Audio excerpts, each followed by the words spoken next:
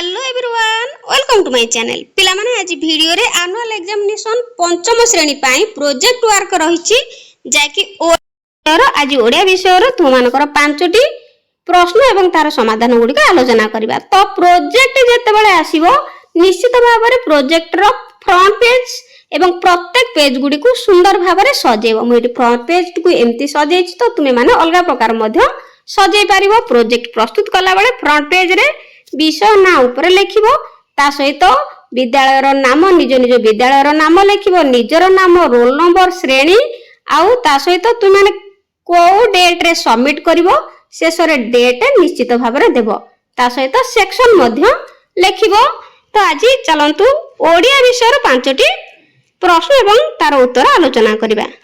एक नंबर, तुम अंचल रे पालित हेउथिबा जे कोनोसी गोटिए पर्व विषय रे तीन जन लोकों को पचारि सेमाने देथिबा तथ्य को लेख। तो तुम अंचल रो जे कोनोसी पर्व तीन जन व्यक्ति को पचारिबो एवं सेमाने कोन मतामत देबे ताहाको लेखिबो। यार उत्तर करिबा। प्रथमे लेखिबो पर्वर नाम रज पर्व। मु एठी रज पर्व विषय रे लेखिछि। मु मो अंचल रो तीन जन व्यक्ति को एही पर्व विषय रे पचारिथिली, सेमानक तथ्य निम्न रे दिया गला। तो तीन जन व्यक्ति को नाम मध्य लिखिबो। प्रथम व्यक्ति होचंदी श्रीजुक्त रामचंद्र मिश्र। तुम माने तुम अंचल रो बा निज पसंद रो नाम मध्य लिखि परिबो। से कहिले जे रज हेउची ओडिसा रो एक गण पर्व। एहा मुख्यतः 3 दिन धरि पालन करा जाय, जथा पहिली रज, रज संक्रांति और भूमि दहन। एही समय रे धरणी माता को विश्राम दिया जाय, तेणु कृषि कार्य बंद रहे। तापरे पिला माने देखो द्वितीय व्यक्ति होचंती श्रीमती सुमती दास। तुम माने अलगा नाम मध्य लिखि परिबो। तो तांको मतरे रज पर्व रे जियो मानकर मुख्य भूमिका थाए। से माने नुआ पोशाक पिंधंती, पान खांती एवं विभिन्न प्रकार पिठा विशेष करी पोड़ पिठा तैयारी करंती। जियो माने रज दोली खेली बहुत मजा करंती। तापरे तृतीय व्यक्ति होचंती संजय कुमार। तो से कहिले एही पर्व रे साही बा गां रे मौज हुए।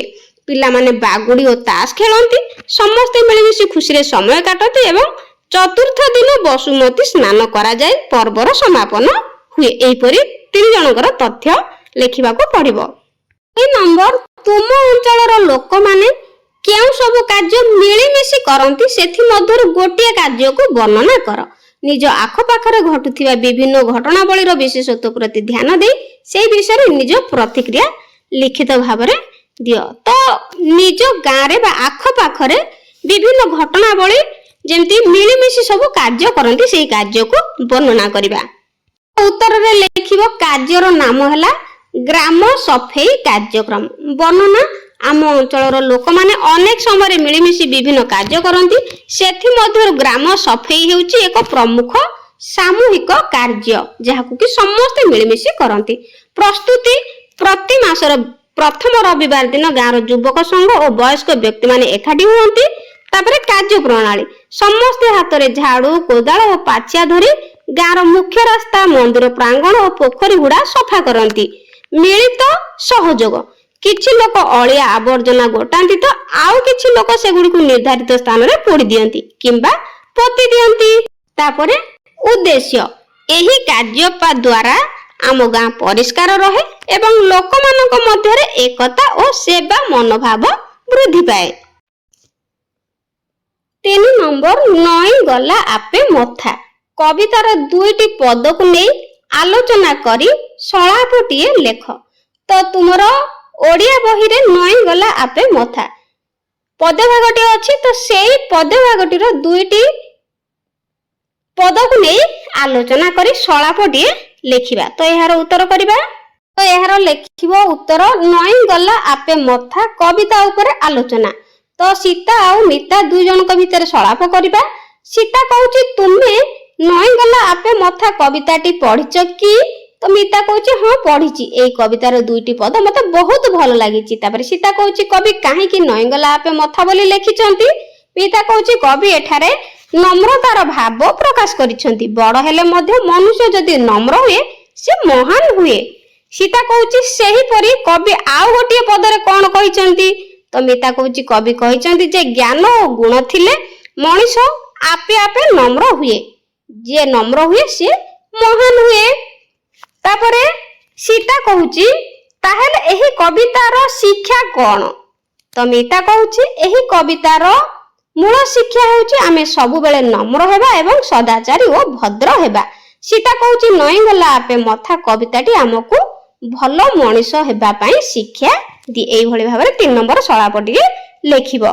4 नंबर बड़ हेले तुम अंचल पई केउ सब भलो काम करिवो। तो बड़ हेले कोन पई कोन सब भलो काम निज अंचल पई करिवो। एही प्रश्न 3 जण सांग को पचारी सेही विषय रे विवरणीटिए दियो।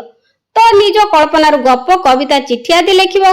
कविता गप को आड़कू आगो को बढ़ाई लेखिबो।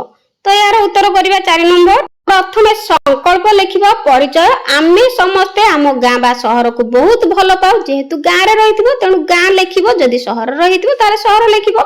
बड़ होई आमे आम अंचल पई कोन करिबा को चाहू से विषय मु मोर 3 जण सांग को सह आलोचना करिथिली। सेमानक मतामत निम्न रे दिया गला। तो लेखिबो प्रथम सांग ना रोहित। तुमे माने निज सांगर नाम मध्ये लेखि परिबो। रोहित कहला जे से बड़ होई जने डाक्टर हेबा को चाहे। से आम अंचलर गरीब लोक मानक पई मागणा चिकित्सा शिविर करिवो एवं समस्त को स्वास्थ्य प्रति सचेतन करिवो। तापरे द्वितीय सांग 2 जण लेखिछि मु लेखिछि स्मृति। तुमे माने निज सांग लेखिबो। स्मृतिर मतरे आम अंचलर अधिक गछ लगाबा दरकार। से बड़ हेले एक सबुज बाहिनी गठन करिवो जहा द्वारा प्रति रविवार गाँव सफाई एवं वृक्षरोपण कार्य करा जाय परिबो। तापरे तृतीय सांगर नाम होउची आदित्य। तो माने निज सांग नाम लेखिबो। आदित्य जणे शिक्षक हेबाकू लक्ष्य रखिछि। से कहिला जे से आम अंचलर पिला मानक पई एक पाठागार जाहाकू कि लाइब्रेरी कुआ जाय तयारी करिवो। जेउठारे समस्त मागणा रे बही पढी परिबे एवं शिक्षित होई परिबे। तापरे उपसंहार शेष रे लेखिबो। एही आलोचना रे मु जानिबाकू पाइली जे जदि आमे समस्ते निज निज स्तर रे टिके टिके चेष्टा करिबा तेबे आम अंचल एक आदर्श अंचल रे परिणत होई परिबो। तो एई भली शेष रे लेखिबो। तापरे 5 नंबर करिबा। 5 नंबर अनुच्छेद को पढ़ और अभिधान शब्दकोश आधार रे शब्द गुडी को सजाई लेख। शिक्षक जे कोनोसी गोटे अनुच्छेद पढिबा को देबे। तो शिक्षक एठार पढिबा को देबे। एहार उत्तर आमे अनुच्छेद को लक्ष्य करी करिबा। अनुच्छेद आम गाँव परिवेश बहुत सुंदर। गाँ आख पाखरे सबुज खत खेत और पोखरी रही। सबुज गछ खेत और पोखरी रही। गाँव लोक माने मिलिमिशि काम करती। सकाळे पक्षी मानकर कुहू कुहू शब्द शुणिबा को मिले। ग्रामीण जीवन सरल और शांतिमय। अभिधान और शब्दकोश आधार रे अपरिचित शब्द और तार अर्थ। देख पिला माने शब्द लेखिबा परिवेश तार अर्थ होची आम चारि पाखरे थिबा प्राकृतिक परिस्थिति। सबुज सबुज रंगर बा हरिती। पोखरी पोखरी कहले पानी भरा छोट पोखरी बा तालाब।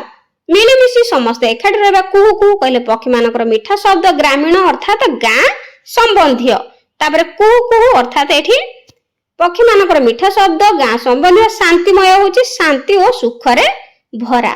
तापरे उपसंहार लेखिबा। एही अनुच्छेद रु किछि नुआ शब्द जणा गला। शब्दकोश व्यवहार करी अपरिचित शब्दर अर्थ जानिबा द्वारा हमर भाषा ज्ञान बढ़। तो पिला माने एई भଳି भाबरे प्रोजेक्ट सब प्रस्तुत करिवो। बाकी के विषय प्रोजेक्ट दरकार तो मते कमेंट रे निश्चित जणेबो। आज पय रहूची थैंक यू।